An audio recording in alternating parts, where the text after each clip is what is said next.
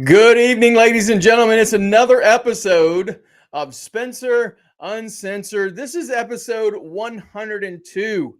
102. We've had 101 other episodes where we got together and talked about all things momentum and mastery. We've talked about mindset. We've talked about mechanics. We've talked about movement. We've done all the conversations all along the way, and yet we're still here making things happen and growing along the way. My name is Spencer Combs, and I believe that professional development, all the skills and the things that you really want, that you think you're going to need to make sure that you get your business where it needs to go, those things are always going to happen on the backside of personal development, meaning businesses aren't actually going to grow.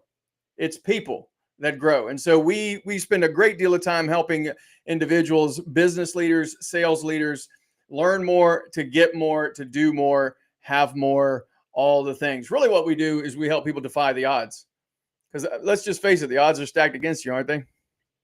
So welcome to the show. Any of you that want to, you got any questions, you got anything you want to share, make sure you drop it in the comments as you guys start coming in, trickling in as we go. These episodes really don't go but for maybe 15, 20 minutes at the most. And last week's episode had a good bit of conversations that happened. Tonight, I don't know it's going to be any less conversational because it's an issue I think that pretty much we deal with all the time. As a business owner, we got a lot of things going on in our mind. And one of those things that's going on in our mind is the inner critic. That conversation that you have going on in your head that's not always supporting you as you move forward. So tonight we're going to talk a little bit about that. I'm going to give you some key tools, some things that help you with that. I'm going to point you in the direction of some people. See if I can grab that book, by the way. I should have had, there it is. Grab a couple of resources and throw them your way so that you can actually utilize them to learn how to deal with that inner critic. But before I get into that conversation, let me just give you a quick update. We've got a lot of cool things coming up, always do. However, the one thing that I'm probably most excited about, and I can't really give you all the details because everything I've read and understand and all the coaches and so on, they tell you, let's not roll it out quite so soon. But I will tell you that we are developing something that's going to help you be able to take control of your business. I talk to way too many business leaders and sales leaders, people that are running teams and so on. They struggle with the chaos that comes, right? And they're constantly being run by their business instead of their business being run by them. And it's a different perspective. So we're going to be working on a specific program, a process, supportive environment, all the things necessary to help you make sure that you get back in the driver's seat and create the clarity necessary, the consistency that you're probably needing in your business, and the conditioning to make it all stick, right? And I actually have a pretty cool thing coming up. It's up my sleeve. It'll be out in the next, I think, is it next week? Might be the week after that. But anyway, I got something that's coming to you that's going to be a free thing. So keep an eye out for that too. But anyway, for now, let's get down to it. I'm jacked right now. I got so many conversations going on with people that are seeing the results of activity in a short period of time. And we don't really talk about this discussion that we're going to have tonight in a lot of our one-on-ones much. I did have one that I had to kind of shake out of her situation, if you will, just because life has been a little rough. And we had to reframe the whole conversation so that we could help them move forward. And I want to share this with you up front before I get into dealing with the inner critic. If you're looking to move yourself forward, you should always be looking at the past and anything that's happened in the past as facts. Specifically, if you're looking to make things better. Okay. Now, I know that you're going to have emotional connections to things in your past, of course. But if you're looking back and you're constantly getting your feelings and they're not positive feelings, they're not things that actually help you, always look at the past as facts. This is what happened. It didn't happen the way you wanted it to. It's just the facts. It's just what happened. And then get into your feelings for the future, right? Because emotions are what move you. And so if you look in the past and get down on yourself, while you're looking backwards and get all up in your feelings, you're then going to translate that as the future is a fact. Like, this is just going to be the same as it was back then. Doesn't have to be that way. So the past is the facts. What are you doing right now, and what are you doing to move forward? We're going to talk a little bit more about this kind of stuff, but let's talk about this inner critic. Let's talk about this little conversation you got in your head. You got one? What's it been saying? What's a common thing for your little mind to say in your head? What do you hear from time to time?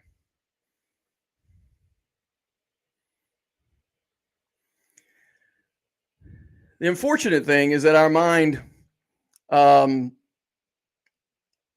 doesn't always serve us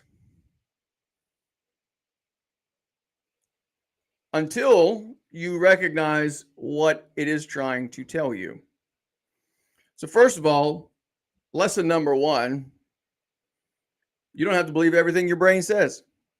Your mind kicks out some sort of weird statement, difficult statement, any statement, really. You don't have to believe it. If you didn't know that. I think sometimes we get so married to the idea that if my brain says it, then that's what I believe. That's not true. That's not true. But you want the information that your mind is coming up with, because the truth is that what it's there for, it's an unconscious or programmed portion of your brain that's using previous experiences and its own conditioning, right? So the things it's seen, and by the way, we talked about this last week, how beliefs are made. The things it's seen in terms of experiences, the things that your mind has experienced with models and people that they know, and also, or people that they respect and, want to be more like, and or also repetitive verbal patterns, right? So those three things are how beliefs get created. And so your mind begins to talk, and it tells you things based off of just that information. Understand, though, that it's a protection mechanism. Overall, your brain is not designed for optimum performance, to do more, be more, have more. It's really designed to make sure that you stay safe, right? It's not designed to become superhuman. It's designed to help you make sure you stay alive. And if you understand that, that's not a bad thing, right? If you see something that's dangerous, you need to see it and recognize it. True? I trust that makes sense. You guys are quiet tonight in the chat. No worries. In any event, that's what it's there for. I literally just told someone this past week too that your brain, anytime you presented a goal, let's try this out for a second. Try this for a second. Think of something that you really, really want. You're not sure how, but you're just kind of like, this is my goal for the end of this year, right? So at the recording of this, it's in the middle of January 2025. So what would you like to see happen by the end of the year? Think about that goal for just a second. And the more you do that, the more you think about it, the more your brain is going to kick back with one of two things every time. Every time you presented a goal of some kind, it's going to come back with two things. One of two things or both. One, how to do that.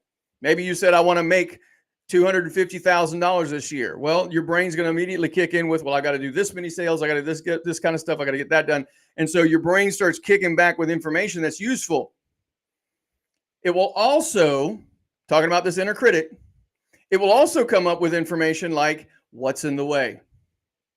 Well, if you're going to get to that, you're going to have to do this, going to stop that. You got to get rid of this. You got to, right? All these things are in the way. You got to start a new relationships, but you can't do that until you get rid of that one, right? All these things start showing up.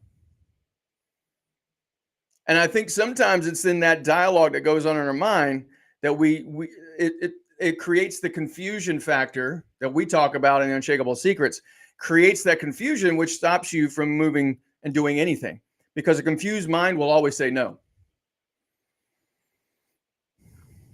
Now, there's actually a book on the whole inner voice thing.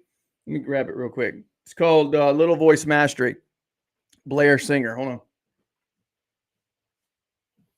Looks like this. Now, actually, I don't think this is what my copy looks like. I got mine years ago. Blair Singer is a strong mentor of mine. He doesn't know it. But years ago, I've done a couple classes with him, and much of my speaking format came from him. But anyway, Blair has a whole book called Little Voice Mastery, and he does a really good job of helping people become, number one, just aware of the whole thing. Little voice starts talking to you, right? Be aware of it. It's there. You don't have to believe it. Just recognize the sound, recognize the voice, right? He'll tell you to interrupt the pattern, which comes straight out of NLP, neuro linguistic programming, but interrupt that pattern. So you're going to, you can actually tell your little voice, stop. Or you can physically do something, right? I'm thinking of a lady in South Carolina, hadn't worked with her in forever. You guys know Pat Andrews. She's a real estate agent in the Midlands of South Carolina. And she, to this day, remembers how I helped her interrupt the voice and the pattern in her head. And we're talking 20 years ago, just under, maybe like 18 years ago, I've been teaching this, right? So I had her do her hand like this anytime her voice was going. So she'd do like this, and then she would interrupt her pattern. But the point I'm getting at is that voice, when it starts going, you can, number one, just be aware of it. Two, interrupt the pattern, talk to the voice, right? Tell it, stop. You can actually do something out loud or do something physical, right? And then you can actually replace it. So whatever it's saying, just change it, right? Have a conversation. That's where things like NLP comes into play, where you can actually reframe those thoughts. Other things you can do, other than just changing change the wording that's being said, you can also do some other things that comes from NLP, like you can change the voice. If it's a voice, if you want that voice to be less effective for you, like have less of an impact on you, change it into a voice that you think is absolutely ridiculous. What's a voice you think is absolutely just asinine? Right? Think of something that might make you chuckle. Change the voice, or change the words and the voice into that voice. Watch and see if it doesn't diminish the emotional impact it has on you. You might think that sounds dumb. I'm telling you, it'll make a difference. I've had people do things like, I'm thinking somebody told me that it was goofy. Starts. You can't even talk about it without chuckling, right? But you're so dumb. And you go like, oh, that's ridiculous. But see, when you change the state, when you break the state, you can think differently and then replace it, right? You can actually change the voice in your head to one that you respect for things that you're looking to become more like, or you want to hear more of. You literally can change the power of words and everything inside your head by changing its tone, changing its sound, changing its volume. Here's another one that works on some people too. If the conversation is getting overly critical, interrupt it, do your best to get a handle on it, and then turn it down. Maybe visualize a volume dial in your head and then turn it down. Now, I remember it was a strategy we learned in one of our classes one time where somebody had no problem going to sleep at night. And maybe you're struggling with like an insomnia thing, or you just, when everything quiets down, your mind seems to wake up, right? That's something that does happen with people with VAST tendencies, VAST, or ADHD, that kind of thing. Their mind picks up whenever their body is going down. And those situations, it would be helpful to have a strategy on how to quiet the mind. One of the things you can do, this is a cognitive behavioral therapy thing. Okay. So this is not to say that you're not already doing the right things with your biology, right? So what you're eating, you don't think you can drink a ton of caffeine, go to bed, and then do this, and it's going to help you. You've got to still pay attention to the biology. But if you've done all that and you're still struggling with the mental portion of this, you can change or you can adjust the tone and the sounds by visualizing. And this is a strategy I got from someone else. This is what they do to go to sleep at night. they picture or mentally have a visualization of like this big dashboard in their mind with a bunch of knobs and little, you know how like a soundboard, right? And they would tell their mind good night, it's time for sleep, and then they would start turning down all the knobs, pulling down all the volume tabs, right, and then closing things out, and it helped their mind to recognize that's the pattern, we're going to sleep now. Now, this is not there's so many strategies on how to make sure to help you go to sleep at night. Things like don't do things in bed that you would like playing with your phone, that kind of thing. Only go to bed whenever it's time to sleep if you're struggling. There's a lot of different things about it, but one of the things you can do is change the sound and the voice of what's going on in your head. I'm trusting that makes sense with you, right? This is an example. Be nice to yourself.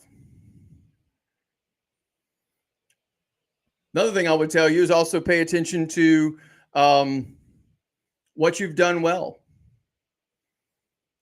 So if you get into a real strong conversation with your mind and you're going back and forth, maybe sit down and write down the things you've done well. Get it out of your head and onto paper, right? Or type it onto your phone. But in some way, get it out of your head. That's another thing. I'm looking at notes over here just to make sure I didn't forget anything that I was going over. Yeah, pay attention to the negative language in terms of like if you say I can't, right? Turn that into I'll figure it out. I'm not good at this. I'm learning. I haven't yet mastered this, right?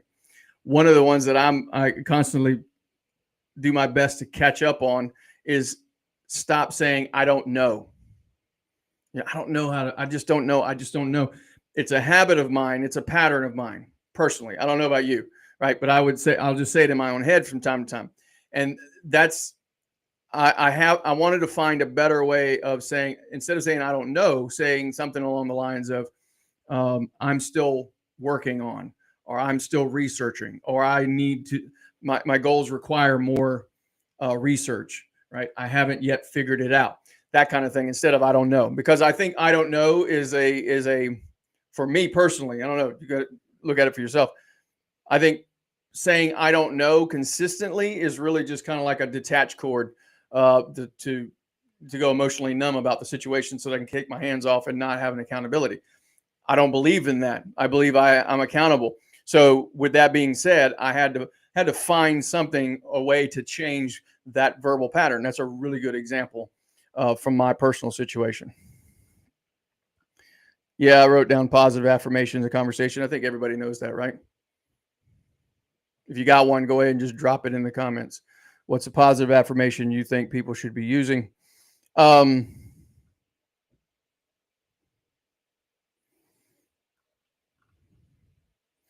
pay attention to who you're hanging out with. By the way, your brain, if you're having a constant sense of negativity, you might want to get involved or be around people that are a little more positive, because if you're constantly conditioning yourself that way, that's what's going to happen, right? Another resource real quick too, before we get out of here. I know it's over there somewhere. Oh, there it is. Let me grab this for you. Hold on.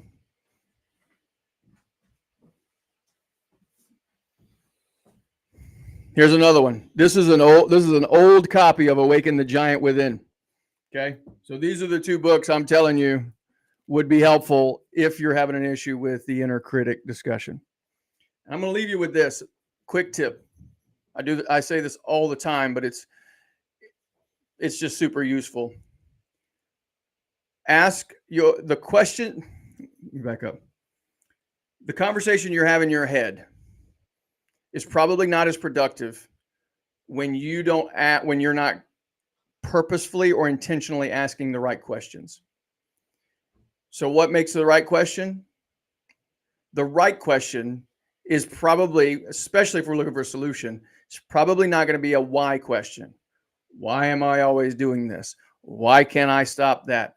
Why are you so dumb? Why are you so whatever, right? Fill in the blank. All the negative critical talk.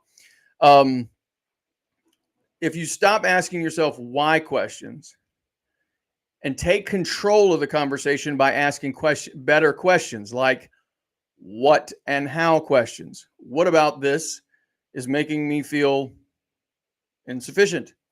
How would I change that? How does that even matter? Right? What matters most right now? What should I be focused on right now? And when I ask what and how questions, I'm going to get a much better response. I'm going to get better dialogue going on in my head, one that supports me to move forward towards my goals. So I'm trusting all that makes sense to you. If you have questions, need anything, feel free to reach out to us. I appreciate all of you that watch this on a regular basis. We continue to move forward. And thank you again for being here. Tell your friends. And by the way, if you're not on the Daily Dose, just go to unshakablesecrets.com. Sign up for it. It's free. 5 days a week, you're going to get something that's going to help you defy the odds and move yourself forward. Okay? So I appreciate you being here. And if you haven't got your copy of Momentum and Mastery, that's a really good start into our world. So keep well, keep moving forward. If you need something, you know how to reach me.